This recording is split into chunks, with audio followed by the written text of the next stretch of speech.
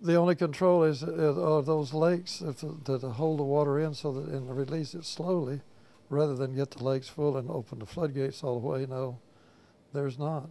That's why they were. That's why those lakes were created. So the LCRA has nothing in place at this point that would actually save the commercial growers if that happens. Well, it's not the commercial growers. It's the people that live along the river that could be flooded. The idea is that they have succumbed to the pressure by the people that live around the lakes and have built homes around the lakes. They want to keep the lakes full of water, and also the real estate developers. Actually, what it says, if you look, because I had that, and I asked a question one time up there, what does it say when you bought your deed to the property if you built around those two flood control reservoirs? Well, it says is that you are subject to flood in time of high water. It doesn't say anything about keeping the lake levels so you can get your boats down or the piers will stay in the water.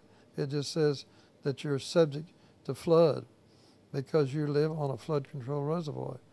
That doesn't guarantee you're going to keep the lakes leveled full so you can go out there and sail your boat around. You were talking about integrity and how there seems to be a loss of integrity of well, Texans have always been, all about the promise and your word. Your word is good. I think business integrity generally is not taught anymore in any of this. We don't have that.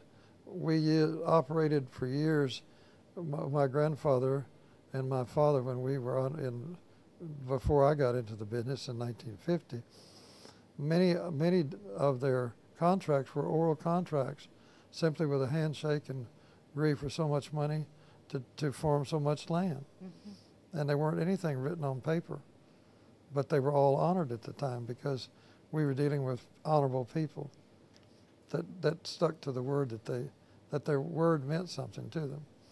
I think that has gone out the window in today's business. Like my grandfather told me years ago, he said, lawyers are necessary because of the fact is you can only do as much with any contract as any good lawyer can figure out how to break. So you really don't need to have a written contract because some lawyers already figured out enough of the language to be able to break the contract. So you got to deal with people that have business integrity. How much has last year's drought affected your business? Well, last year's drought has actually put us from farming 2,500 acres of rice to we've got 232 acres of rice on one well. And that's it. So our business, you might say, is zero. We have the same expenses going on. We have all the equipment. We have to keep all our people on the payroll. So it's going to cost us one whole year's production. Have taken several steps forward the last few years with a good market, but we're all going to take one step back. Even with the insurance that we're supposed to get, maybe with crop insurance, which in our case, because we're organic farmers, mm-hmm. is only about half of what conventional rice will bring. Well, let's talk about that new Senate bill or the bill that's about to come in front of the Senate. Of course, it is specifically designed at this point in time to stop direct payments to farmers, and they are talking about having subsidized crop insurance. What do you think about that? Well, what I see about crop insurance, that's the one we're working on because in some areas I see they think they pay too much. The thing that happens to all of us is you can get online and you can see how much money that everybody's gotten, and people don't realize that a lot of that was accumulated over a long period of time. I think we should have good information, but it should be good information, not information to be stacked against anybody that wants to do that, and I think that's what's happening. What's going to happen in a farm bill, who knows? We're in an election year. So we're looking at ways to cut the budget.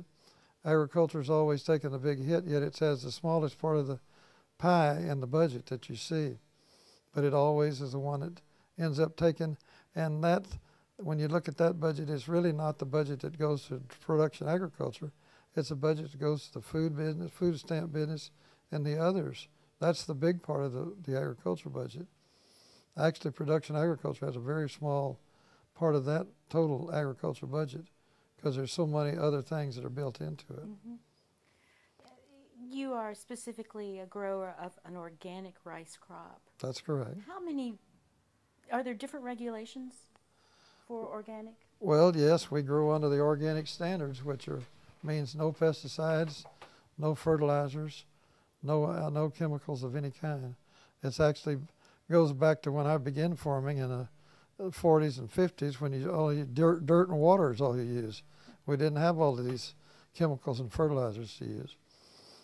So what we end up with are raising yields that are a third of what the conventional rices are today, or maybe not even a third, because our average yield on organics runs around 35 to 4,000 pounds, which now they're raising some commercial varieties at 11 or 12,000 pounds.